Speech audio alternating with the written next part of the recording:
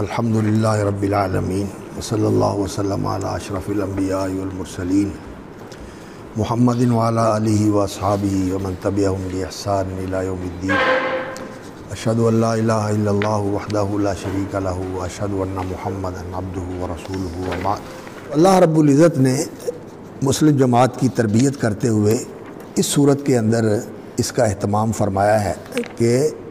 اللہ رب العزت نے منافقین کا بڑا کھول کر بیان کر دیا ہے کہ ان کی سوچ کیا ہوتی ہے اور ان کا کردار کیا ہوتا ہے۔ تو آج جو مقطع ہمارے سامنے ہے یہ ایسا ہی ہے کہ جس میں اللہ رب العزت نے فرمایا ما کان اللہ لیذر المؤمنین علی ما انتم علیہ حتی یمیز الخبیث من الطیب، کہ اللہ رب العزت اہل ایمان کو، مسلمانوں کو منافقوں کے ساتھ اس طرح گھلا ملا اور ملا جلا نہیں رہنے دینا چاہتے، بلکہ اللہ رب العزت چاہتے ہیں کہ اہل ایمان نکھر کر واضح ہو جائیں اور اہل نفاق جو ہیں وہ بھی نکھر کر واضح ہو جائیں۔ اور یہ منافقین جو تھے، پیچھے سورہ البقرہ کے شروع میں اللہ رب العزت نے اس چیز کا بیان فرمایا، ان کے پیچھے دو گروہ تھے، یعنی ان منافقین کی سرپرستی کرنے والے، منافقین کا جو پشتیبان تھے، جو ان کے پیچھے سہارا تھے، وہ دو تھے، ایک مشرکین اور دوسرے کفار یہود کے اور نصارہ کے بھی، جن کو بھی معاشرے کے اندر کوئی برتری حاصل ہے یہ ان کے ساتھ تعلق رکھتے ہیں۔ منافقین ان کے ساتھ تعلق رکھتے ہیں۔ مشرکین تو وہ لوگ تھے جو عرب تھے، وہ شرک کو اپنا عقیدہ مانتے تھے، وہ کہتے تھے کہ الہ ایک نہیں ہے، اجعل الآلہۃ الہا واحدہ ان ھذا لشیء عجاب، کہ سارے الہوں کو ختم کر کے ایک ہی الہ کو مان لیا جائے، یہ تو چیز نامعقول ہے، ان ھذا لشیء عجاب۔ اور جب انہیں یہ کہا جاتا تھا کہ فإنہم کانوا اذا قیل لهم لا الہ الا اللہ یستکبرون ویقولون انا لتارکو آلہتنا لشاعر مجنون، تو وہ لا الہ الا اللہ کو قبول ہی نہیں کرتے تھے۔ یہ مشرک تھے، جیسے ہندو ہیں، جیسے مجوسی ہیں، جیسے یہ دہریے ہیں، اور اسی طرح یہود و نصارہ یہ بھی مشرک ہیں، لیکن ان کا دین جو ہے وہ دین توحید کا ہے، ان کا دین توحید کا دین ہے۔ انہوں نے توحید کا انکار نہیں کیا، لیکن شرک انہوں نے قبول کر لیا ہے تعویل کے ساتھ، انہوں نے شرک قبول کر لیا ہے تعویل کے ساتھ، یا ایسے کام کیے ہیں جو توحید کو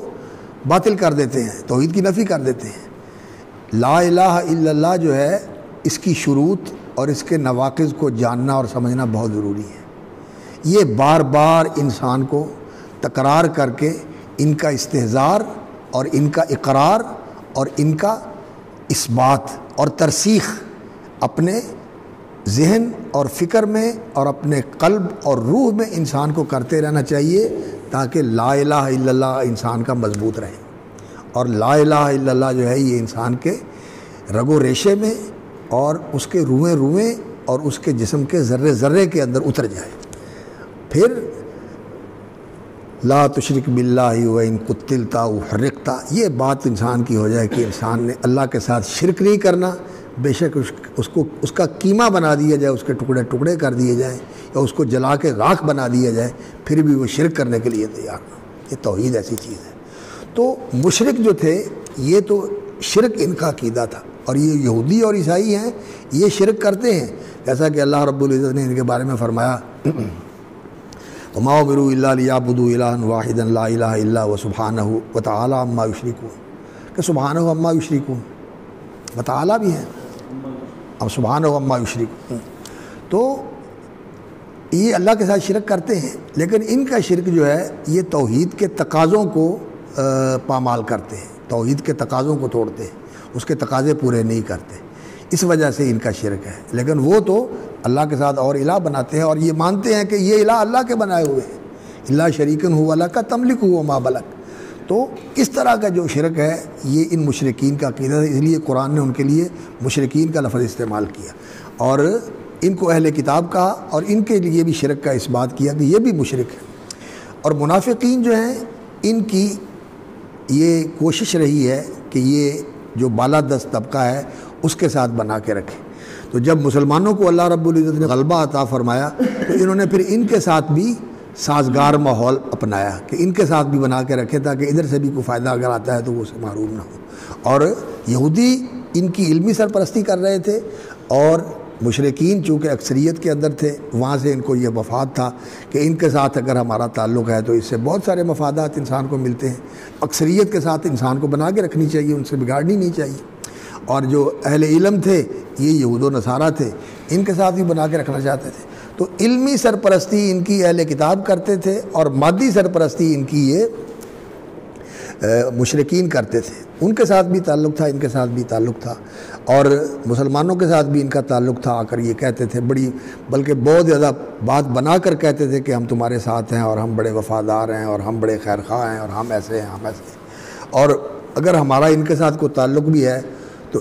انما نحن مصلحون، یہ صرف اس لیے ہے کہ انسان کو ہر طرف چومکھی لڑائی نہیں لڑنی چاہیے، انسان کو ایک مہاد کے اوپر ہی لڑنا چاہیے۔ ایسے بھی لوگ ہونے چاہیے جن کی لوگوں کے ساتھ اچھی جو ہے نا وہ بات چیت ہے اور اچھا ان کے ساتھ تعلق ہے، کہ انسان دنیا کے اندر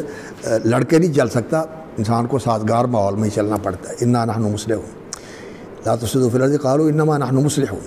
اس کو اصلاح سمجھتے تھے وہ۔ تو اللہ رب العزت یہ چاہتے ہیں کہ اہل ایمان مخلص ہو کر، خالص ہو کر اللہ کے دین کے اوپر چلیں،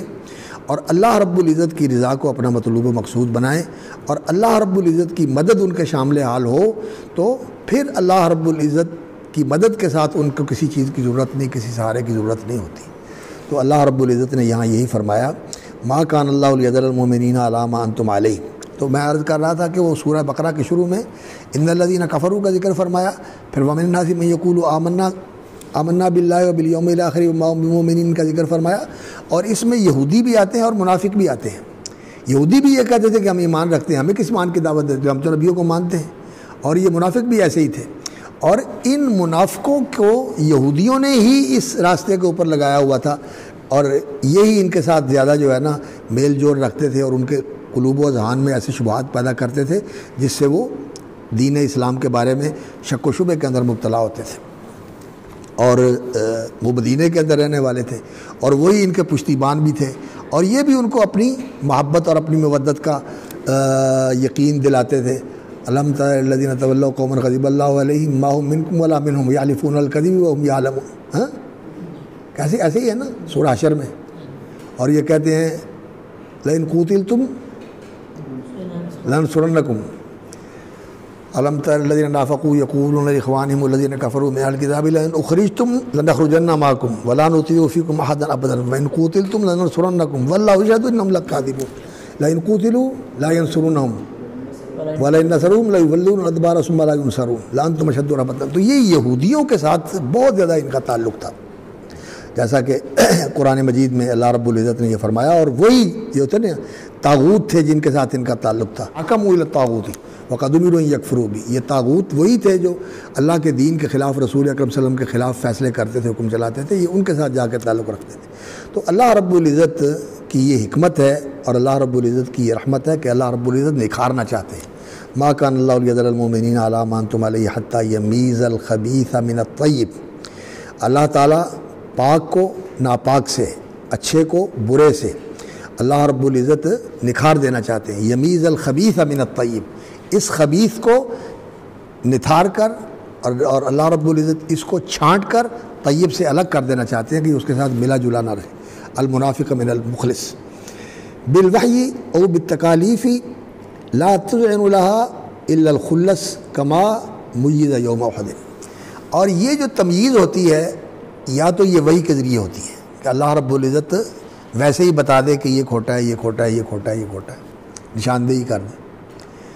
اور ایک تمییز اس طرح ہوتی ہے کہ عملاً اس طرح جو ہے وہ بھٹی کے اندر سے گزارا جائے کہ اس بھٹی کے اندر سے زر خالص جو ہے وہ نکھر کے الگ ہو جائے، اور جو کھوٹ اور ملاوٹ ہے وہ الگ ہو جائے۔ اللہ رب العزت بھٹی کے اندر سے گزار کے بھی تخلیص کرتے ہیں،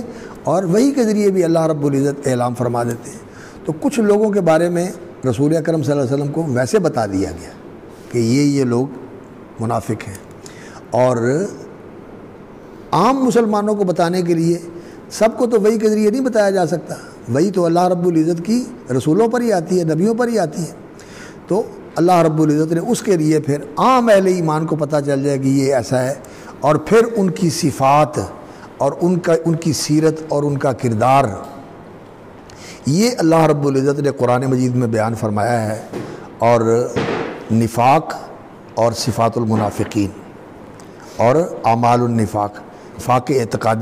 اعتقادی نفاق، عملی نفاق احادیث کے اندر اور قرآن مجید کے اندر بیان فرمایا گیا، اور اسی طرح منافقین کی صفات اور منافقین کے عقائد ان کا بیان کیا گیا۔ تو یہ چیزیں اللہ رب العزت نے بیان کر دی ہیں، کس لیے؟ تاکہ ہم ان سے بچیں، ہم اپنے آپ کو ان اوصاف اور ان اعمال سے محفوظ رکھیں جو منافقین کے اعمال ہیں۔ تو اللہ رب العزت نے یہ تخلیص کا اور تمییز کا اور تمحیص کا عمل فرمایا ہے، اس کے اندر یہ بہت بڑی حکمت ہے۔ وما کان اللہ لیطلعکم علی الغیب، اور اللہ رب العزت تمہیں دل کے اندر جو بات ہے یہ غیب ہے، دل کے اندر جو بات ہوتی ہے یہ غیب ہے، کون دلانیاں جانے، تو اللہ رب العزت جانتا ہے، علیم بذات الصدور، اس کے لیے تو سب کچھ واضح ہے۔ تو اللہ رب العزت کسی کے بارے میں بتائے یہ ہو سکتا ہے، لیکن سب لوگوں کو بتا دے اللہ رب العزت یہ نہیں ہوتا۔ وما کان اللہ لیطلعکم علی الغیب ولکن اللہ یجتبی من رسلہ من یشاء، اس کے لیے اللہ تعالیٰ اپنے رسولوں میں سے جس کو چاہتا ہے چن لیتا ہے۔ غیب کی جو بات اللہ رب العزت نے بتانی ہوتی ہے تو اللہ تعالیٰ ان کو بتا دیتا ہے۔ وما کان اللہ لیطلعکم علی الغیب ولکن اللہ یجتبی من رسلہ من یشاء فآمنوا باللہ ورسلہ وإن تؤمنوا وتتقوا فلکم اجر عظیم۔ تو رسول اکرم صلی اللہ علیہ وسلم کو بعض لوگوں کے بارے میں اللہ رب العزت نے بتا دیا، اور نبی صلی اللہ علیہ وسلم نے ان کے نام لے کر اس امت کے امین صاحب السر حضرت حذیفہ ابن یمان رضی اللہ تعالیٰ عنہ کو کچھ لوگوں کے بارے میں بتایا تھا، لیکن یہ لوگ تھوڑے تھے اور گنے چنے لوگ تھے، اور بعض لوگوں کے بارے میں نہیں بھی بتایا تھا۔ من اہل المدینہ مردوا علی النفاق لا تعلمهم نحن نعلمهم، ان کے بارے میں اللہ نے نہیں بتایا تھا، اللہ جانتے تھے، اللہ کے رسول ان کو بھی نہیں جانتے تھے۔ تو جن کے بارے میں جاننا اللہ کے رسول صلی اللہ علیہ وسلم کے لیے ضروری تھا ان کے بارے میں بتا دیا، جن کے لیے ضروری نہیں تھا اللہ رب العزت نے ان کا پردہ رکھا۔ یہ اللہ رب العزت کی کمال رحمت کی صفت ہے کہ اللہ ستیر ہے، اللہ لوگوں کے پردے نہیں کھولتا، لیکن جہاں کوئی خطرے کی بات ہوتی ہے وہاں بتا دیتے ہیں کہ اسے باخبر رہیں، اس سے آگاہ رہیں، یہ کوئی نقصان نہ پہنچائے۔ اور ویسے اللہ رب العزت نے پردے رکھے ہوئے ہیں، اور